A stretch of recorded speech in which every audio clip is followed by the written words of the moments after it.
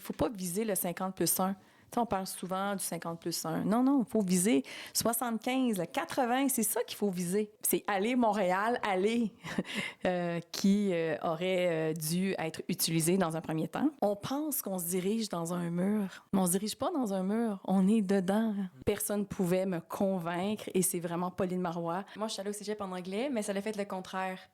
Ça l'a confirmé pour moi que je voulais pas aller à l'université en anglais. On va avoir un autre rendez-vous avec l'histoire. Puis là, c'est palpable en ce moment. Hein?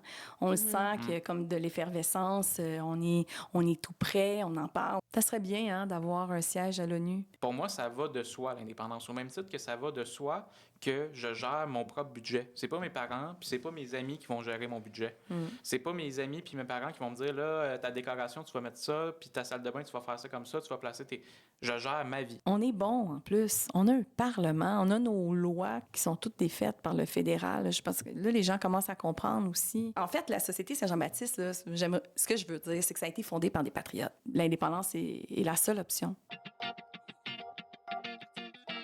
Vous écoutez Génération Oui, le podcast indépendantiste avec Florence, Marc-Antoine et David.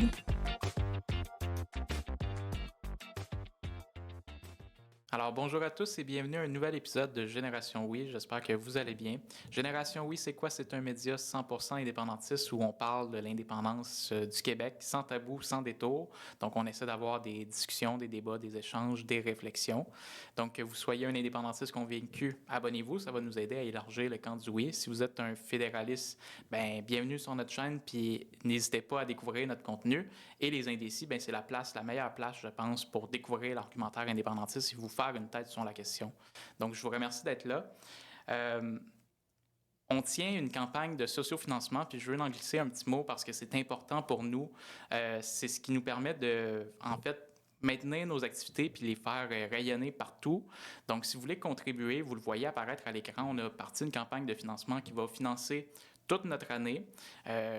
Quand on pense, par exemple, à la location du local, on doit acheter de nouveaux équipements, notamment de nouveaux micros. On a également un technicien, un monteur, bref, ça va couvrir toutes nos dépenses. Donc, si vous pouvez nous donner un 5 un 10 15 peu importe vos moyens, il n'y a pas de petits dons. Pour nous, ça fait une immense différence. Puis comme on le sait, bien, il y a un référendum qui s'en vient si la tendance se maintient. Donc, c'est hyper important d'avoir un média indépendantiste pour véhiculer les idées de notre camp, de notre famille politique, la famille souverainiste, partout sur le web. Donc, je vous remercie d'avance, puis je remercie également l'ensemble des donateurs, donatrices qui ont donné, vous les voyez apparaître à l'écran. Un immense merci, grâce à vous, vous faites vivre Génération Oui et vous faites vivre l'indépendance en ligne. Aujourd'hui, on a un épisode avec Marianne Alpin, présidente de la Société Saint-Jean-Baptiste de Montréal. Donc, on la remercie beaucoup d'être venue à notre micro. La Société Saint-Jean-Baptiste de Montréal, notamment, ils font la promotion de la culture québécoise, de notre histoire, de la langue française et de l'indépendance. Donc, c'est un échange hyper important, hyper intéressant également. Donc, on a parlé des Patriotes, de la Fête nationale du Québec. Bref, vraiment, restez jusqu'à la fin. Et si vous aimez notre contenu, abonnez-vous, aimez, commentez, partagez. C'est un petit geste qui, pour nous, fait toute la différence. Et sur ce, je vous souhaite un bon épisode. Alors, bonjour, on est avec Marianne Alpin. Ça va bien? Bien, ça va bien. Merci. Merci beaucoup d'avoir accepté notre invitation. Pour celles et ceux qui ne te connaissent pas, je vais lire un peu, parce que tu es impliquée dans plein de projets. On te connaît évidemment comme présidente de la Société Saint-Jean-Baptiste de Montréal, mais tu es également présidente de la Fondation pour la langue française, la présidente du Comité de la Fête nationale du Québec à Montréal. En plus de siéger sur les conseils d'administration du Mouvement Québec français, des Oui Québec, de la Coalition pour l'abolition de la monarchie et de l'Institut de recherche sur l'autodétermination des peuples et des indépendances nationales, qui est aussi connu comme l'IRE. C'est une vaste implication, beaucoup d'implications donc pour l'histoire, la langue française, le nationalisme, la culture et la monarchie d'ailleurs. Et la Fondation Maurice-Séguin. Oui, peux-tu nous en parler? La Fondation Maurice-Séguin, en fait, ça a été créé par la Société Saint-Jean-Baptiste, mais tout d'abord, c'était le prêt d'honneur. Et depuis 2019, le nom 2018-2019, ça s'est transformé pour la Fondation Maurice-Séguin. Donc, c'est vraiment là pour aider les étudiants à être publiés en sciences humaines. Okay. Souvent, ça manque, hein? Ouais. Et aussi à financer certains projets. Donc, ça vous intéresse, allez voir sur le site de la Fondation Maurice-Séguin. Donc, beaucoup Ouais. d'implications. Comment est né ton intérêt pour l'implication comme ça, sociale, politique? Depuis que je suis née, je pense, depuis que j'ai 4 ans. Wow. Depuis que j'ai convoqué vraiment une assemblée de cuisine, je m'en souviens encore. Je pense que j'avais 4 ans. Pour faire des biscuits au chocolat? Non, absolument pas. Non, non, non. J'avais un calepin puis un crayon. Puis je dis, ben là, je trouve qu'il y a des inégalités, donc on peut-tu en parler? Ah ouais, à Wow. 4 ans. Ouais, 4 ans ou 5 ans, là, Quand même, j'allais à mais- la maternelle, là, peut-être. Ouais, là. ouais, ouais. Je comprenais pas les tâches des hommes, des femmes. Puis on était beaucoup aussi dans ma famille. J'ai beaucoup de frères et sœurs. Donc, ça a commencé très, très tôt. Puis aussi parce que mon père faisait de la politique de l'autre côté. Donc, lui, c'était un organisateur de partis politiques, mais c'est un commerçant, mais il travaillait pour les libéraux. OK. Donc, voilà. Dans les années, j'imagine, de la Révolution tranquille un peu, puis Oui, par après? oui, exactement. Puis après, ben moi, je l'ai suivi, je regardais ce qu'il faisait. Évidemment, parce que quand on est dans une famille libérale, on devient libéral jusqu'à temps qu'on s'émancipe nous-mêmes. Et puis, moi, j'étais libérale vraiment là, au secondaire. Tous mes amis étaient plutôt indépendantistes. Puis moi, je comprenais pas pourquoi. J'adhérais pas du tout à ça. J'étais vraiment... Personne ne pouvait me convaincre. Et c'est vraiment Pauline Marois qui, dans sa tournée des cégeps dans les années 90, qui m'a vraiment, dans une conférence, elle m'a convaincue. Puis qu'est-ce Ça a qui te pris- bloquait? Wow. Qu'est-ce qui bloquait? Je pense que le fait que c'est une femme qui m'en parle dans un premier temps, mon écoute était peut-être différente, je pense. Je me souviens pas de l'élément déclencheur, mais elle arrivait à bien expliquer à des étudiants des bienfaits de l'indépendance. Pourquoi on est capable de se gouverner nous-mêmes. Puis moi, ça... une rencontre. Puis moi, mes amis m'amenaient un peu partout, puis ça marchait pas, ils n'arrivaient pas à me convaincre. Elle, boum, Fin une noire. conférence, Quelle finie. femme Oui, incroyable. vraiment. Ouais, vraiment. Puis c'est ça, donc, est-ce que tu avais un sentiment d'appartenance au Canada avant de devenir indépendantiste, ou c'est comme ça allait de soi parce que ta famille était libérale? Non, je n'avais pas de sentiment d'appartenance au Canada. Je me souviens pas, là, Je me souviens pas du tout. Je me souviens, plus petite, on avait plein de petits drapeaux du Canada qui traînaient un peu partout. Je me souviens du disque, le petit disque du Canada avec le Haut-Canada. Ah ouais. Ouais, parce que mon père s'en était fait donner beaucoup. Je sais pas si c'était à l'école, on s'était fait donner ça. Là, je m'en souviens vraiment pas. Non, j'avais pas de sentiment d'appartenance, ça. Mais c'est juste que je le voyais travailler, puis Mais j'ai tout défait ça. Ouais. J'ai tout défait ça. La première fois que j'ai pu aller voter pour le référendum, j'ai dit, ben moi, je vais aller voter. En quelle année, ça? C'est en 80 ou en Ben, 95? non, toi? 95. ok. Sinon, j'étais tout petite là, pour le premier référendum. Mais non, je suis allée voter. Puis j'ai dit, bon, mais papa, je m'en vais annuler ton vote. Ah ouais? Ben Puis comment ouais. il a pris ça? Ouais. Ben, il était bien content. C'est la démocratie. Oui, C'est de bonne guerre. Ouais, Comment ouais. tu as vécu ça, le référendum de 95? En 95, moi, j'étais pas très impliquée. J'étudiais en histoire, puis en études classiques, puis en archéologie. Donc, j'étais dans les fouilles... j'ai fait des fouilles en Grèce. Donc, j'étais plutôt là-dedans, donc, et aussi dans le théâtre. Donc, j'étais pas... j'ai pas participé, là. J'étais pas dans l'action du tout en ce moment-là. J'étais allée Ok. voter. C'est Mais ce que j'ai fait. t'observais quand même un peu. J'observais, oui. Ok. Mais oui, c'était... évidemment, c'était de voir... on était tout près. On était tout près de le gagner, de remporter la victoire. Puis c'était une grande déception. Mais c'était pas aussi... aujourd'hui, parce que moi, ça fait quand même plusieurs années que je milite pour l'indépendance. C'est aujourd'hui que je vois tout l'ampleur. Parce que j'étais trop jeune à l'époque là, pour comprendre à ce Ouais. moment-là. Ouais. Je posais la question parce qu'évidemment, nous, on l'a pas connu, mais je Ouais, regarde c'est des ça. images d'archives, Ouais. puis tu sais, j'ai des frissons, puis j'aurais aimé ça, connaître ça, puis je pense qu'on va le connaître dans les prochaines années si la tendance se maintient, là, un référendum sur l'indépendance. Mais c'est ça, je me dis, ça devait être quelque chose quand même juste de voir. Puis après ça, l'ambiance un peu, on nous dit que c'était un peu comme morose, l'ambiance après le référendum. Mais c'est ça, moi, je l'ai pas vécu parce C'est que ça. je militais pas. À ce moment-là, moi, je suis allée voter. J'étais pour l'indépendance, mais j'ai pas été défaite après parce que j'ai pas milité. Puis j'étais très jeune, j'étais dans autre chose. Puis pour moi, c'était pas la dernière chance. C'était on va avoir un autre rendez-vous avec l'histoire. Puis là, c'est palpable en ce moment. Hein? On le sent qu'il y a comme de l'effervescence. On est tout près. On en parle. On n'en parlait pas avant. Là, on en parle vraiment de plus en plus sur toutes les tribunes. Donc, ça s'entend. On voit les yeux. Je vois vos yeux pétillent. Donc, je pense qu'on ne va pas manquer ce rendez-vous-là. Ouais. Puis selon toi, c'est quoi qui a déclenché cette nouvelle petite vague-là que tu dis que tu sens en ce moment? C'est quoi, selon toi, cette petite... Est-ce qu'il y a quelque chose qui déclencherait ça, cette nouvelle vague-là? Bien, en fait, moi, en tout cas, depuis que je suis présidente de la Société Saint-Jean-Baptiste, là, j'en parle beaucoup. Là, c'est arrivé, moi, je suis arrivée présidente pendant la pandémie. Il y a quelque chose qui s'est passé, à mon avis, là, pendant la pandémie. On s'est arrêté, tout le monde. On a pris aussi c'est comme si notre pouls collectif, on respirait tout le monde en même temps. Tu sais, il y a eu cette vague de peur au tout début. Après, on s'est dit, on va acheter local. C'est comme si on prenait encore plus conscience de qui on était, de notre identité, de qui on était dans le monde. Et puis, on a commencé à acheter local. Mais on achetait déjà, là, tu sais, mais c'est juste que ça s'est répandu de plus en plus. Moi, je pense que c'est là que ça a commencé, tranquillement, dans chacune des cuisines, à parler un petit peu plus d'indépendance. Ouais. Comment? Puis comment tu as commencé donc à t'impliquer pour l'indépendance? Parce qu'en 95, tu t'observais plus. Puis plus tard, quand est venue ton implication plus... Bien, j'ai fait beaucoup de tournées. Là. J'étais très impliquée dans le Colocasse. Donc, on a fait le tour du Québec avec locaux. Donc, on entendait les jeunes aussi parler, vraiment en faisant le tour du Québec, puis d'être si près aussi des jeunes, de voir aussi les rêves qu'ils portaient, ce projet de société. C'est vraiment là que j'ai commencé beaucoup à m'impliquer, à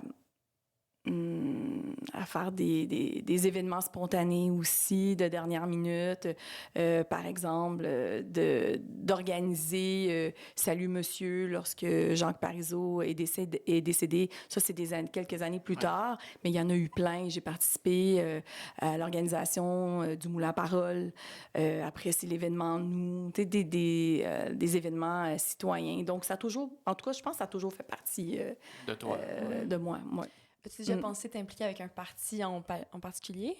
Non, j'ai jamais voulu m'impliquer. Bien, c'est sûr que j'ai travaillé pour le parti politique pendant un moment, pendant la campagne de Jean-François Lisée et avant avec Pierre-Carl Pilado. Donc, mais non, la société civile, elle m'intéresse vraiment beaucoup parce que on a d'autres leviers, en fait. Et c'est pas la même chose. Donc, la partisanerie, non. Toi, ça te rejoint pas, la partisanerie? Non. Pourquoi? Pourquoi? Je pense que tous les députés qui travaillent, c'est vraiment, là, c'est un don de soi incroyable. C'est... Ça, il faut reconnaître ça dans un premier temps. Puis quand on a une famille, je trouve que c'est assez difficile. Tu sais, moi, j'ai toujours dit, vous voulez que je m'implique en politique?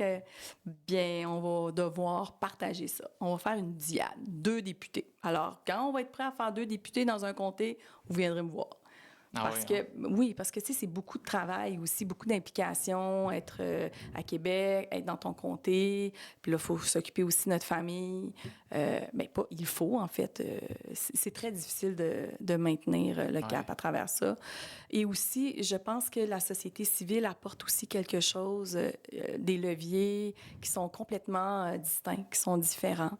Je crois beaucoup aux actions terrain qui vont rejoindre tout le monde, sans la partisanerie. Comme par exemple le jour du drapeau. Hein, le 21 janvier, on invite tout le monde. Tout le monde est là. Pas de partisanerie. Il n'y a pas... ça appartient pas à aucun parti politique, le drapeau. Le drapeau du Québec. La fête des Patriotes. La fête nationale. On rejoint tout le monde. C'est la fête de tous les Québécoises, de tous les Québécois. Et moi, c'est ça qui me rejoint. Puis ça, j'aime beaucoup ça parce que j'étais justement à la Marche des Patriotes cette année. Ouais. C'est la première fois que je participais. Moi, je ne viens pas de Montréal, mais là, je me suis dit, bon, là, j'habite à Montréal, ça serait temps Pas que... le choix. J'ai pas le choix d'y aller. Puis c'est ça, c'était beau de voir justement, évidemment, il y avait le Parti québécois, il y avait Québec solidaire, il y avait la Société Saint-Jean-Baptiste de Montréal, il y avait les Oui Québec, mais il y avait aussi un représentant de la CAQ, il y avait Jean-François Roberge. Puis c'est beau de voir ça, justement, de tout ce monde-là, puis il y avait le Bloc québécois aussi, tout ce monde-là de se marcher ensemble pour les patriotes, puis la mémoire, puis... fait que oui. Oui, l'année passée, il y avait Mme Cadet qui représentait le Parti libéral. Elle a livré vraiment tout un discours, mais il manque une petite frontière, là. Hein? Je pense que c'est dans des moments comme ça aussi on peut se retrouver et échanger des idées et puis peut-être faire traverser la frontière à une autre personne pour pouvoir travailler de façon collective pour l'indépendance. Ouais. Donc, c'est ça. La partisanerie, c'est pas pour moi, mais tant mieux si... C'est difficile de suivre une ligne de parti parce qu'on n'est pas toujours forcément d'accord là, quand on est à l'intérieur d'un parti politique. Puis d'aller au micro pour dire l'inverse de ta pensée, des fois, ça peut être difficile. Tandis que dans la société civile, ben, il y a un petit peu plus de liberté, puis moins de partisanerie, puis moins de vouloir détruire son adversaire à tout prix pour marquer des points. Là. Oui, c'est vrai, mais personnellement, si on parle de moi, moi, ce serait même pas pour ça, parce que, tu sais, je suis une personne d'équipe, donc s'il y a une ligne de parti, on va la suivre, là. Puis de toute façon, si je parle de la Société Saint-Jean-Baptiste, on a aussi une ligne à suivre avec le Conseil général. On se réunit, puis on va décider aussi de nos prises de position. Donc, moi, je parle pas en mon nom, je parle au nom de la Société Saint-Jean-Baptiste. Le Conseil général, on se réunit tous les mois, c'est 15 personnes qui vont prendre les décisions sur les orientations. Ouais, vas-y. Ah, ben, je me demandais juste un peu, la Société Saint-Jean-Baptiste, c'est quoi son rôle? Tu sais, par exemple, quelqu'un qui serait moins familier avec cette société-là, c'est quoi le rôle justement dans c'est Dans le paysage québécois. Oui, dans le paysage québécois. Merci, Marc-Antoine. Ouais, c'est quoi son rôle? En fait, dans un premier temps, peut-être expliquer la Société Saint-Jean-Baptiste, ça fait 191 ans que ça existe. OK, wow! Ça fait très, très longtemps. C'est la plus ancienne institution de l'Amérique du Nord. Là. C'est très, très ancien. Et donc, nous, en ce moment-là, on va parler d'aujourd'hui, on a 19 sections.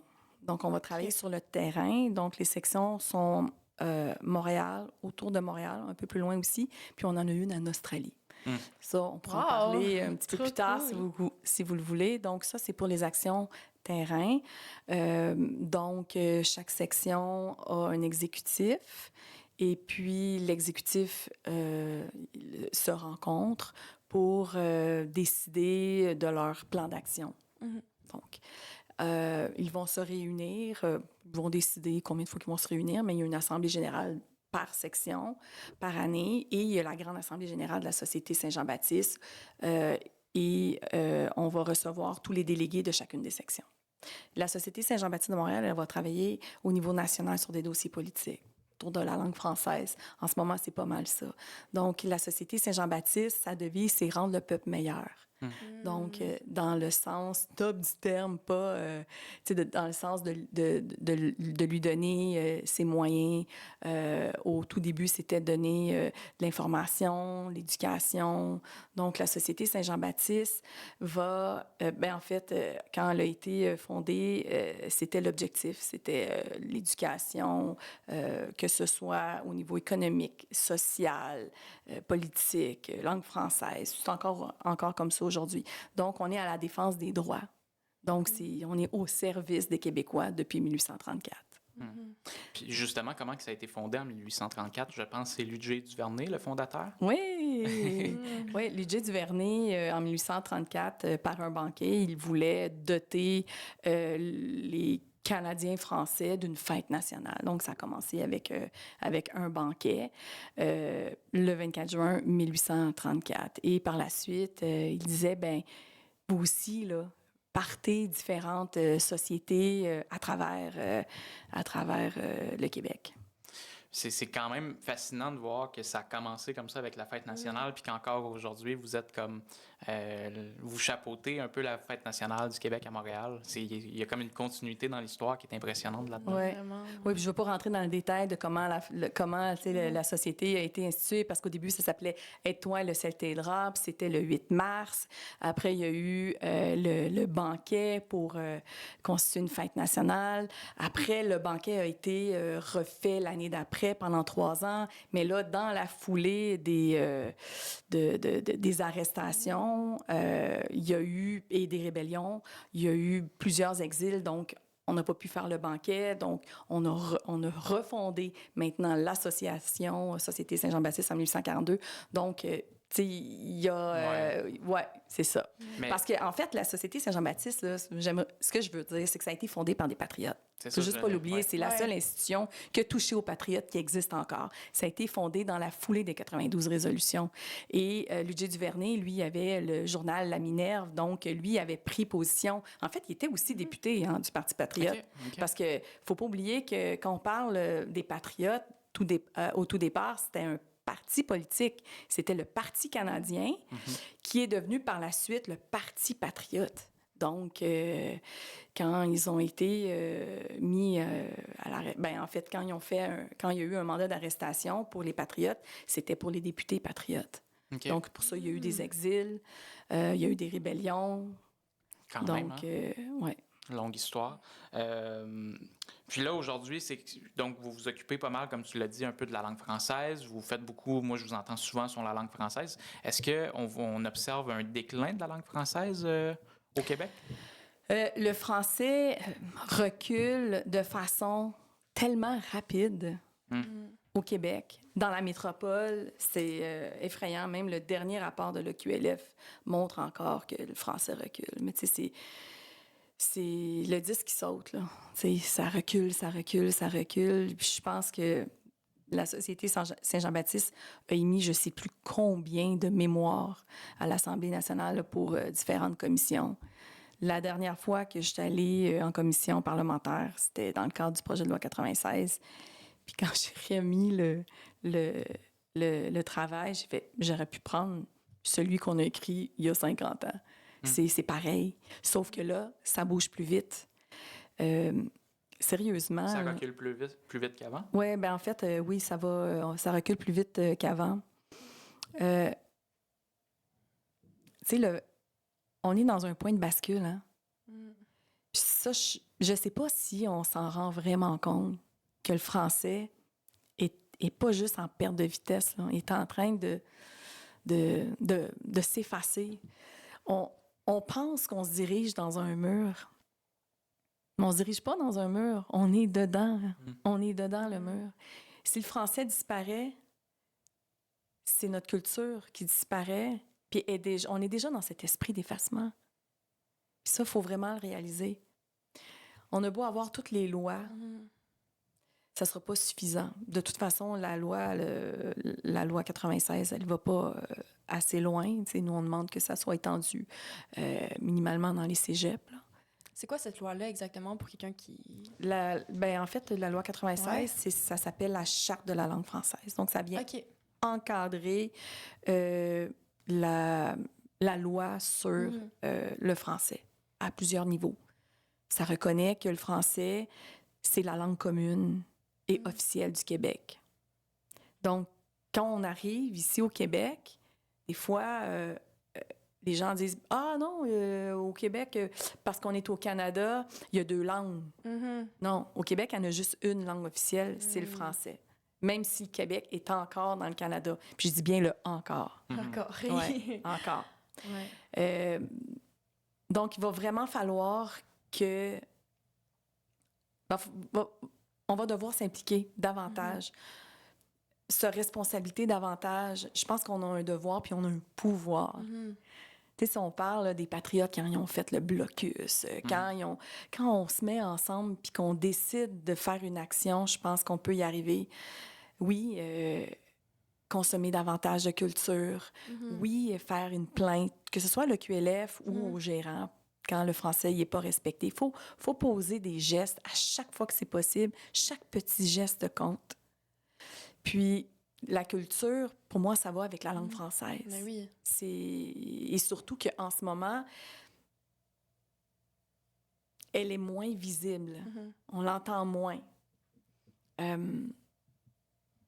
On devrait avoir plus l'opportunité de découvrir nos groupes ou nos chanteurs, nos chanteuses du Québec.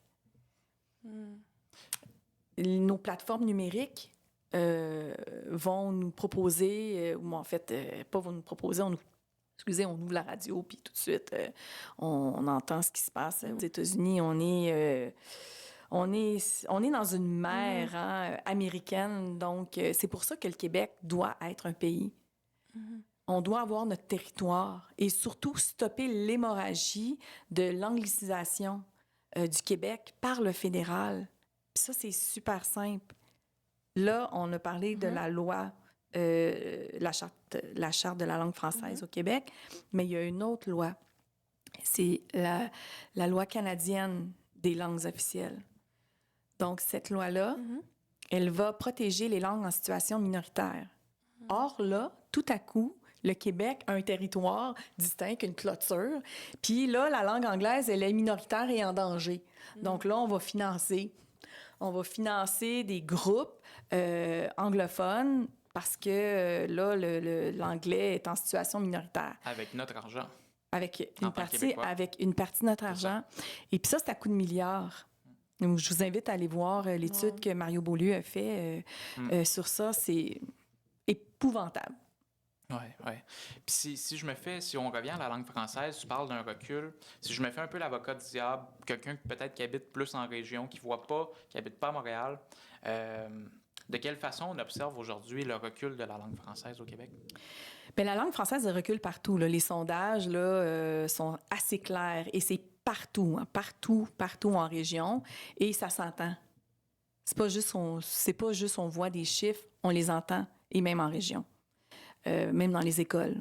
J'ai fait un documentaire qui s'appelle Vox Populibre, qui est sur les ondes de TVA+, et de Illico+. Donc, je me suis promenée dans les cégeps. J'étais pas toute seule dans ce documentaire-là. Il y avait Sébastien Ricard et Jean-Sébastien Lauzeau. Et on m'expliquait que dans les corridors, ça parlait anglais. Dans plusieurs corridors de plusieurs cégeps. Même Donc, en région. En région, oui. Oui. Je me suis encore en conversation avec un étudiant à Trois-Rivières. Comment que ça avait tellement changé dans les dernières années. Donc, je pense que tout le monde est d'accord que le français est dans un point, un endroit où tout peut arriver. On est dans un moment où si ça bascule de l'autre côté, on ne pourra pas revenir en arrière. Puis c'est quoi la cause de ce recul-là? Quand même, c'est pas rien. Là, Bien, en fait, il y a beaucoup de choses. Ouais. Un, la loi canadienne des langues officielles qui vraiment anglicise le Québec. Ça, là, ça anglicise le Québec. Il faut stopper cette... Excusez-moi, cette hémorragie. Il y a cette partie-là. Il y a aussi le fait que on est dans une mer anglophone tout autour de nous. Tu sais, on est un peu comme les Gaulois, hein? On est dans un... Puis ça, on le répète souvent. Donc, et aussi, on s'intéresse beaucoup à ce qui se passe ailleurs, moins à ce qui se passe ici. Donc, et puis ça, depuis toujours, mais là, ça va beaucoup plus vite avec les nouveaux médias. Ça, là, ça va vite, là. Ça, c'est peurant, là. Parce que notre génération, je sais pas pour toi, mais moi, j'ai pas le câble. Ce qui fait en sorte que, veux pas, on se tourne vers des plateformes comme Netflix. Moi, j'ai pas Netflix. J'ai Illico, j'ai Tout.tv, mais il faut vouloir parce que c'est pas des multinationales comme Netflix, qu'il y a beaucoup plus d'options, si on veut, sur Netflix parce que c'est justement une multinationale avec du contenu de partout. Fait qu'il faut vouloir, en tant que jeune, aujourd'hui, Ouais. consommer de la culture Mais québécoise. c'est ça. Puis moi, je me demandais, c'est quoi les gestes? Parce que souvent, envers les jeunes, on dirait qu'on est attaqué avec le français. Bon, ben peut-être c'est la publicité qu'il y avait eu, là, avec les oiseaux et tout. Fait que souvent, mes amis, quand j'en parle, on dirait que c'est comme, ah, mais là, genre, j'ai peur maintenant d'étudier les anglicismes. On dirait que c'est comme une pression de plus ou sans attaquer quelqu'un de, ah, mon Dieu, là, tu fais des anglicismes, fais attention. C'est quoi les gestes qu'on peut poser pour peut-être mettre de l'avant, ah, c'est vraiment le fun de parler en français, avoir un beau français et tout. Comme, qu'est-ce qu'on peut faire? OK, bon, peut-être de consommer illico, peut-être moins Netflix. Est-ce qu'il y a d'autres gestes comme ça qu'on peut poser pour mettre un peu Mais je pense que déjà en partant là, au secondaire, les sorties théâtrales, les sorties artistiques, aller dans les musées, ça devrait être gratuit. Donc, vraiment. ça, dans un premier temps, ça devrait être gratuit. Puis il faut trouver une façon que ça puisse se faire. Parce que je sais qu'il y a des enveloppes aussi qui descendent dans les écoles et puis que finalement, au niveau de l'organisation, ça se passe pas puis ils sont pas capables d'utiliser l'enveloppe pour faire des sorties. Donc, il y a ça. Il faut sortir, voir, consommer de la culture. Et aussi, je pense que, tu sais, à différents niveaux, quand on achète une auto rouge, tu sais, c'est un exemple vraiment un petit peu facile. Quand on achète une voiture rouge, on se rend compte tout à coup que, il y a donc bien beaucoup d'autos rouges tout autour. Hein? Alors, quand on va dans des fêtes, des rassemblements ou des soirées bénéfices, des festivals, écoutez la musique. La musique, c'est souvent en anglais. Mais c'est qui décide de faire cette programmation-là? C'est pas le fédéral, là. C'est pas le gouvernement, là. C'est nous, là. Alors, on a la possibilité de faire changer ça. Que ce soit le party de Balmol, que ce soit... Partout, là. Ouais. Pourquoi ne pas mettre la musique en français? Que ce soit pour un mariage? Pourquoi juste pas... je comprends le succès des années disco. Oui, mais il y en a en français. Il y a Paty Galland qui a traduit toutes ses chansons. Oui, il y en a. Mais ça me fait rire ce que tu dis parce que quand j'étais au secondaire, j'avais remarqué qu'à la radio étudiante, c'était juste de l'anglais. Jamais que j'entendais une chanson québécoise. Ouais. Jamais. Pas une. Même pas une parmi les 18 qu'on pouvait entendre le midi.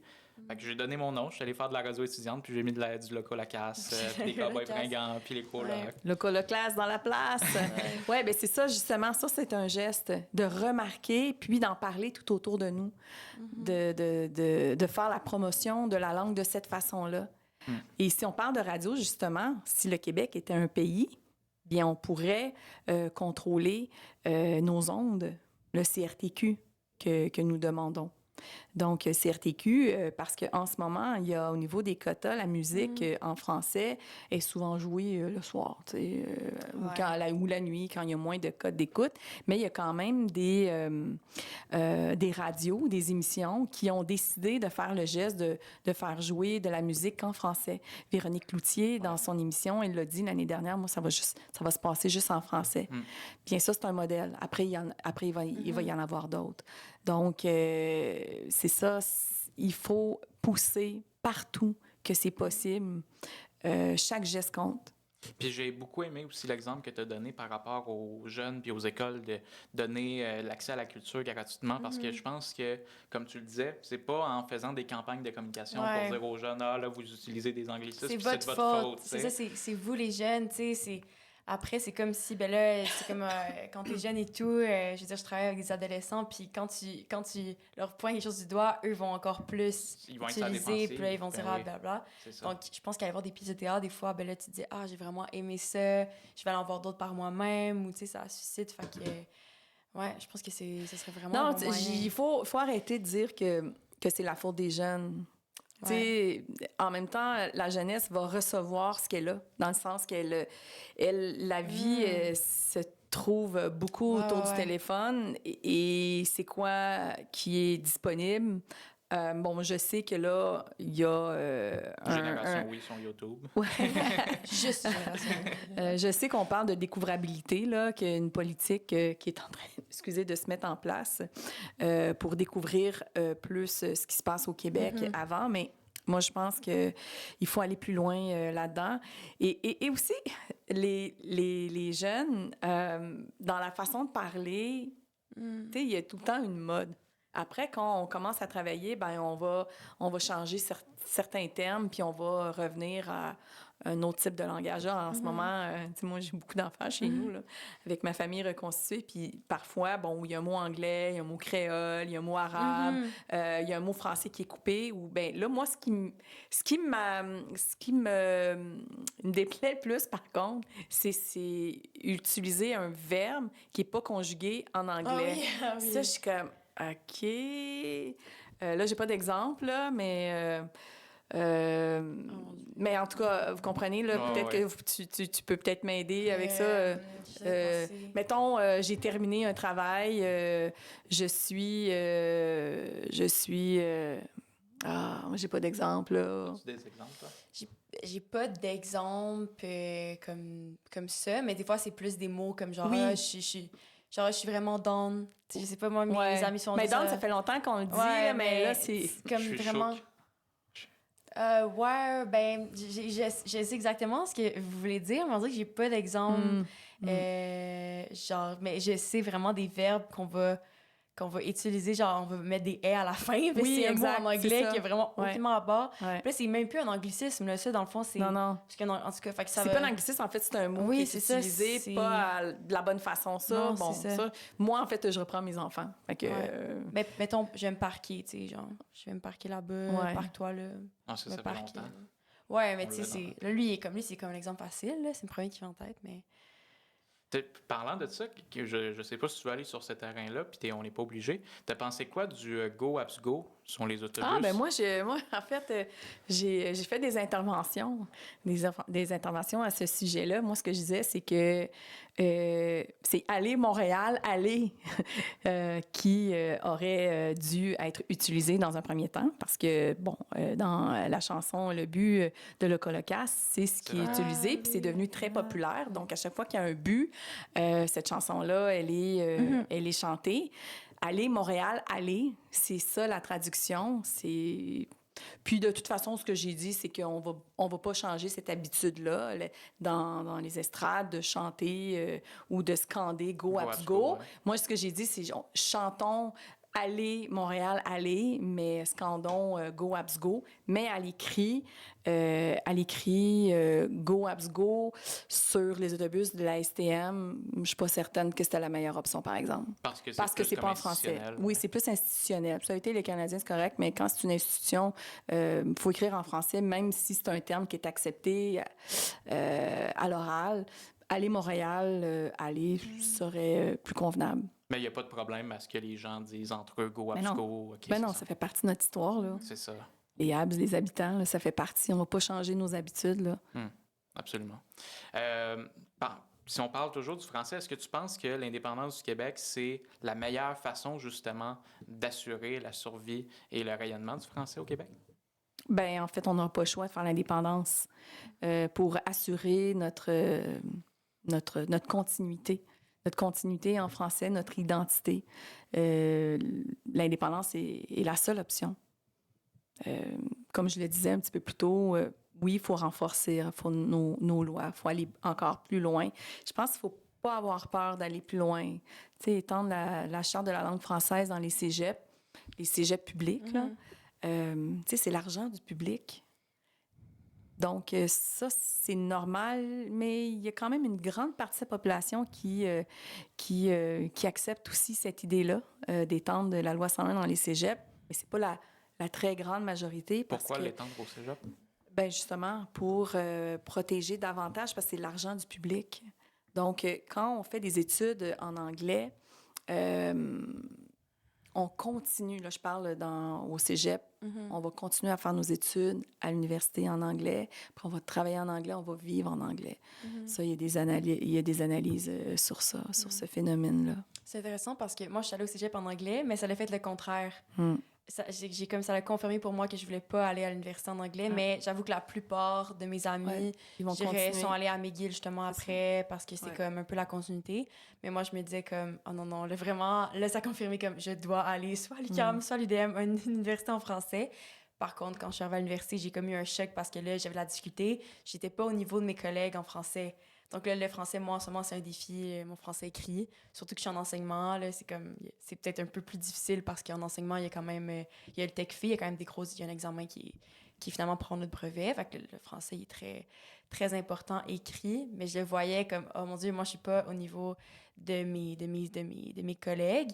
Par contre, au cégep, moi, j'ai pas eu l'examen épreuve uniforme de français, mais maintenant, les gens l'ont. Donc, Oui. ma soeur, qui est au même cégep en ce moment plus jeune, elle va avoir cet examen-là. Tandis que moi, j'ai eu le English Exit Exam, là, finalement. Mais en tout cas, fait qu'il y a quand même des ajustements, mais c'est vrai que c'est quand même particulier. Mais c'est un beau témoignage Ouais. parce qu'on ça rappelle aussi qu'en français, oui, c'est sûr que c'est une langue qui est difficile, mais c'est une belle langue. Oui, vraiment. Quand on apprend à l'apprivoiser, on apprend, en fait, ça prend toute une vie pour apprivoiser notre langue.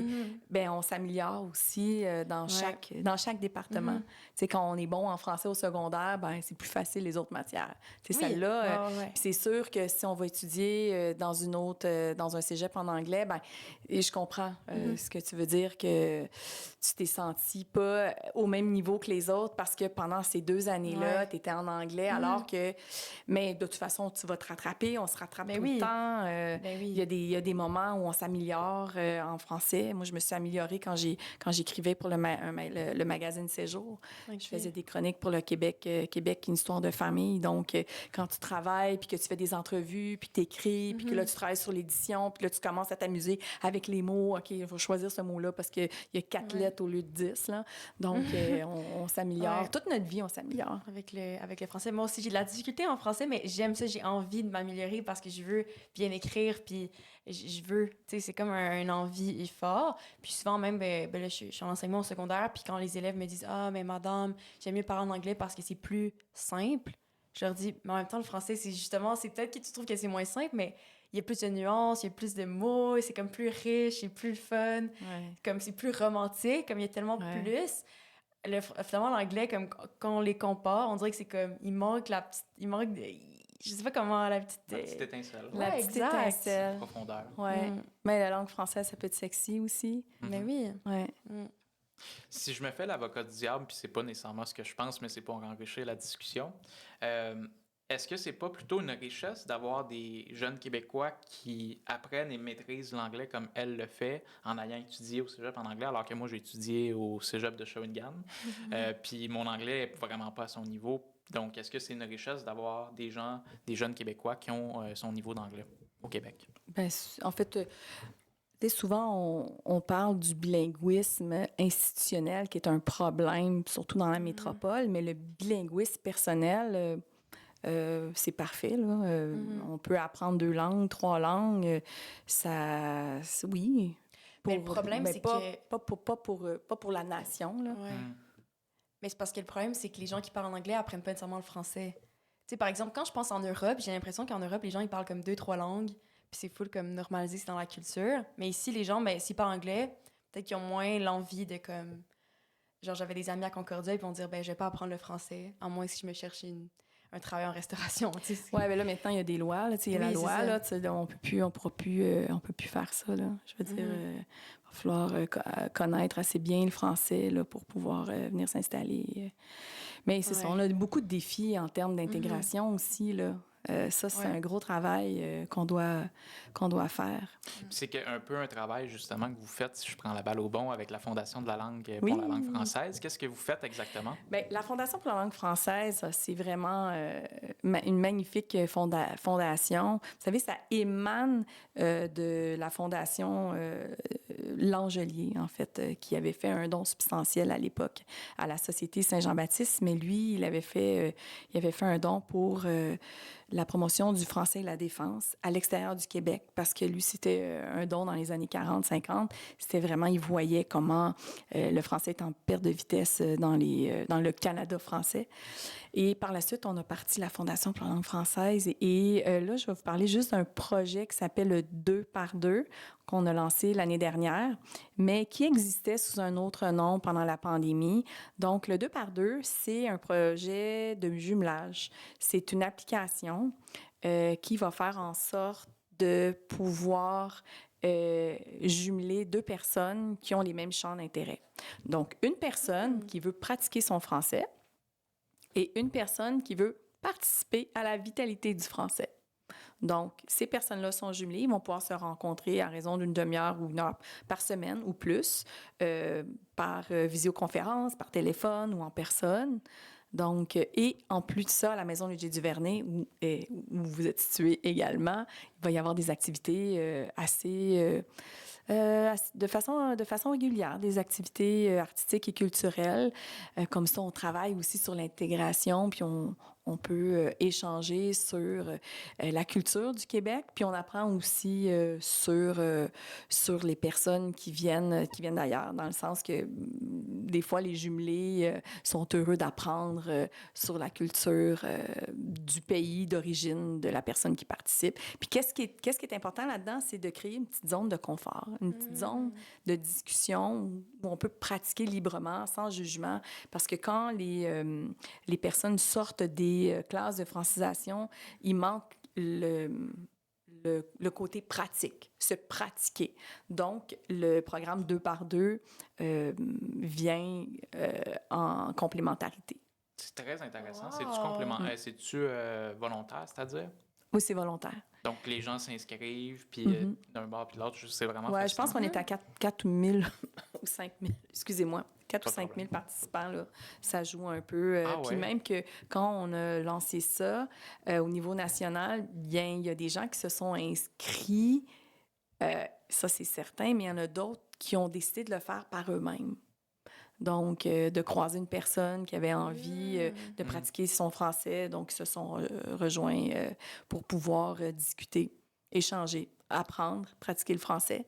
Fait que pour s'inscrire, tu dis c'est une application dans le téléphone? Bien, en fait, on peut aller sur le site Internet OK. 2 par 2. OK, mais je pense Tout que je vais est là. m'inscrire. Ouais, C'est moi aussi, intéressant. c'est ouais. vraiment... Ben oui, ouais, ben c'est oui. vraiment intéressant. Ben Ouais, oui. c'est une action concrète qu'on peut Ouais. faire. Puis c'est, Ouais. c'est très enrichissant pour les deux côtés aussi. Comme tu le disais, on peut apprendre Ouais. sur l'autre culture. Moi, j'adore ça. Ouais, Ouais. vraiment. Non, ça, c'est un geste important qui est facile à faire.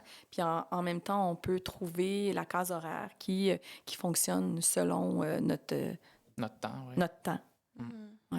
Fascinant. Ouais. Si on revient à la fête nationale du Québec, La fête nationale. donc cette année, il va y avoir encore une fois le grand spectacle à Montréal, au Parc Maisonneuve.